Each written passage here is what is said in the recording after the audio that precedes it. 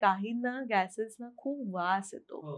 तर आता हा टिपिकली म्हणजे न्यूट्रिशन पार्लन्समध्ये त्याला आम्ही बॉडी बिल्डर्स फ्लॅट्युलन्स म्हणतो.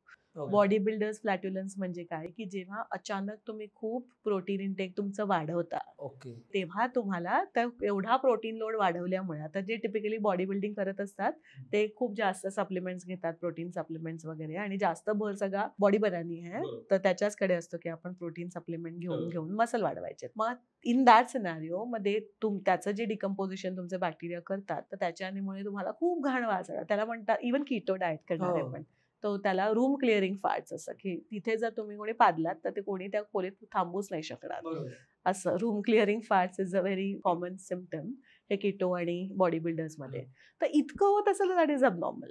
म्हणजे त्याचा अर्थ हा आहे की तुम्ही एकाच प्रकारच्या जे बॅक्टेरिया आहेत त्यांनाच इतकं खाद्य दिलं की आता ते हायपर ऍक्टिव्ह झालेत, पण दुसरे जे होते त्यांना you did not provide their food, आणि त्यामुळे फक्त तुम्हाला जे फ्लॅट्युलन्स येतात किंवा ज्याच्यामुळे तुम्हाला गॅस जास्त होणार आहे तेच बॅक्टेरिया हायपर ऍक्टिव्ह झालेत, आणि मग त्या प्रोटीन लोड त्यांना तेवढा मॅनेज नाही करता येते.